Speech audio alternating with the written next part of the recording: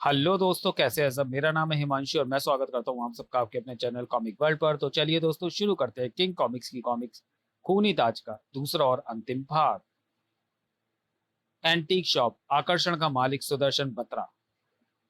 ये क्राउन कहाँ मिला तुम्हें? आप पेड़ गिनने की बजाय फल खाइए मिस्टर बत्रा। यह ऐतिहासिक महत्व का ताज मालूम पड़ता है, जिसकी कीमत करोड़ों भी हो सकती है। लेकिन मुझे तुमसे सिर्फ 25 लाख चाहिए, तुरंत। ओह, आओ अंदर आओ। मेरे पास 20 लाख का कैश मौजूद है। 5 के लिए तुम्हें फिर आना होगा। मुझे 20 भी चलेगा। ये कैसी जगह है? खबरदार, घबरा गई? यह सैकड़ों साल पुरानी मौत है, जिसका प्रयोग राजा मृत्युदंड देने में करते थे। और अब मैं इसका वही उपयोग करूंगा, क्योंकि जो चीज तुम लाई हो वो अनमोल है। और इसे जिस ढंग से लाई हो, उससे ये चोरी का केस भी लगता है। तो मैं मौत देने के बाद ही मैं इसका मालिक बन सकता हूँ। खचाक आई। लाश ठिकाने लगाने के लिए मैंने उसके छोटे छोटे टुकड़े करके अपने कुत्तों को डाल दिए। अब ये मुफ्त में मेरा है। वाह!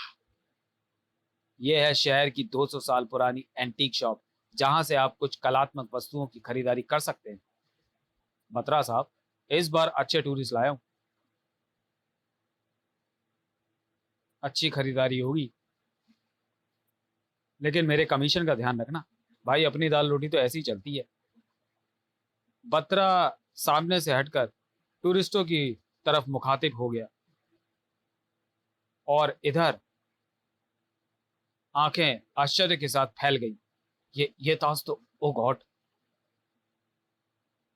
बत्रा साहब, ये ताज 1313 ईस्वी में तक्षशिला के राजा दुर्बुद्धि का अभिशप्त ताज है।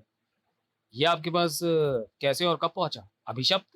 ऐतिहासिक महत्व के इस ताज की तलाश आज भी भारत सरकार पुरातत्व विभाग को है। उफ। और तब अगले दिन, मिस्टर बत्रा, हमें ऐतिहासिक महत्व के इस ताज को अपने कब्जे में लेना होगा। सॉरी मिस्टर बत्रा, अगर मैं पहले आपको यह बता देता कि मैं अपने दोस्त इंस्पेक्टर अमरीश को लाने वाला हूं, तो शायद आप ताज 1313 ईस्वी को गायब कर देते। ऐसी अनमोल चीज हाथ से निकल जाने पर भी इसने कोई हंगामा खड़ा क्यों नहीं किया? 15वीं मंजिल पर स्थित बैंक ऑफ इंडिया के लॉकर रूम में उस बेवकूफ राजू कैट को कौन समझाए कि ऐसे कीमती वस्तुएं इस प्रकार एंटीक शॉप में खुलेआम नहीं रखी जाती। शुक्र है मेरी अकल सही समय पर काम कर गई, जो मैंने इस ताज की एक डमी ही प्रदर्शन के लिए शॉप में रखी, वरना असली ताज आज पुलिस के कब्जे में होता।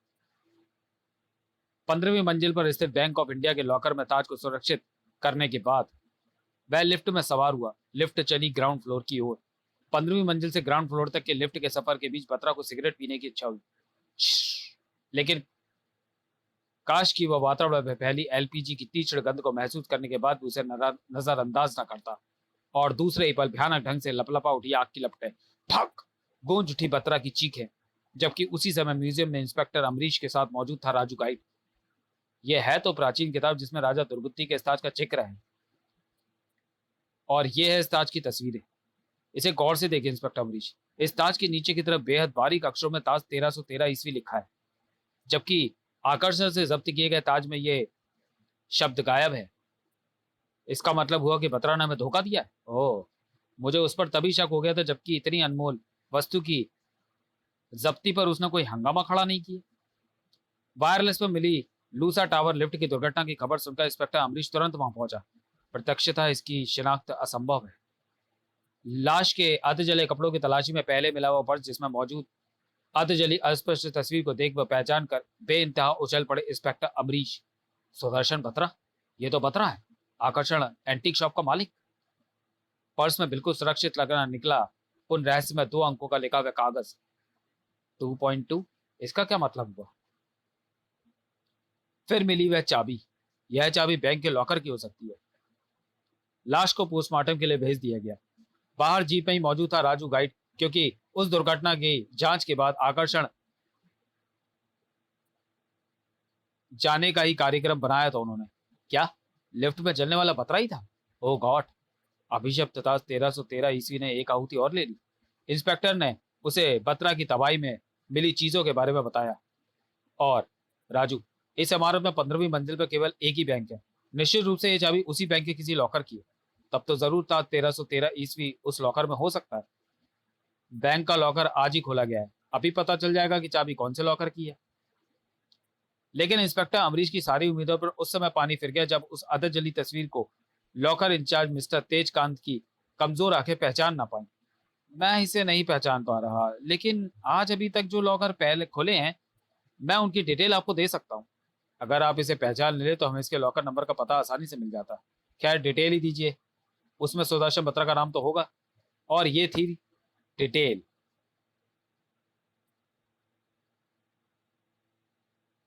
मगर इसमें सुदर्शन बत्रा का नाम तो है ही नहीं। जरूर उसने किसी और नाम से लॉकर रखा है। इतने लॉकरों को खोल कर देखना तो असंभव है। तुमने बताया था कि बत्रा के पर्स में से एक पर्ची मिली थी जिस पर 2.2 और एक चाबी अंकित है। हाँ, यह रही वो पर्ची। तो यही है लॉकर नंबर 2.2 यानी 2 into 2 यानी 4। यह नंबर तो लिस्ट में भी है, मगर ये चाबी लॉकर नंबर 4 की नहीं निकली। दोनों की खोपड़ी अंतरिक्ष के चक्कर लगाने लगी। मिस्टर तेजवंत, अगर आप उस तस्वीर को पहचान लें तो हमारी समस्या तुरंत हल हो सकती है। सॉरी इंस्पेक्टर, मेरे लिए मुश्किल हो रहा है। इधर उस नंबर पर लगातार आंखें गड़ाए गहन सोच में डूबा राजू गाइड सहसा चुटकी बजाकर प्रसन्नता से चीख उठा। सही लॉकर का नंबर पता लग गया इंस्पेक्टर अमरीश। ओ मिस्टर तेजवन, लॉकर 16 में आप अपनी वाली चाबी लगाइए। ओके, सही नंबर है लॉकर नंबर 16। ये चाबी लॉकर नंबर 16 की है। आखिर हमारी कोशिश सफल हुई। ये रहा साल 1313 ईस्वी। और कमाल हो गया, लॉकर में इंस्पेक्टर वाली चाबी भी घूम गई। Click, excellent. लेकिन ये तुमने सही नंबर पता कैसे लगाया? सही नंबर का पता कभी ना चलता अगर मेरी निगाहें इस नंबर को लगातार ना देखती रहती। आप भी गौर से अप लॉक इस नंबर को लगातार देखते रहिए। आप पाएंगे कि आपकी आंखें 2.2 नहीं बल्कि 2.2 2.2 देख रही हैं। ओह निसंदेह। और 2.2 2.2 का कुल योग गुणा करने पर 16 आता है। इस प्रकार मैंने लॉकर का सही नंबर प्राप्त कर लिया। तुमने वाकई कमाल कर दिया राजू भाई।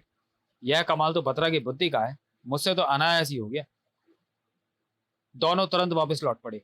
अब इस ताज को म्यूजियम को सौंप देना चाहिए ताकि इससे भविष्य में होने वाली मौतों का सिलसिला तुरंत रोका जा सके। तुम ठीक कहते हो, लेकिन ये काम अब सुबह होगा। लेकिन उस अंधेरी सड़क पर सामने से आते ट्रक की तेज रोशनी से बुरी तरह चुंधिया गई इंस्पेक्टर अमरीश की आंखें, और ट्रक ने वहां रुकने की जहमत नहीं उठाई थी। उसी समय वहां पहुंचकर रुकी वह मोटरसाइकिल। ओह ब्यूटीफुल, लाजवाब। शुक्र है एक्सीडेंट में एक बेहोश है और दूसरा अर्धमूर्छित। फट फट फट फट, ठहरो, रुको। रुक कर ऐसी लाजवाब चीज से हाथ धो लूं। ओह हाँ।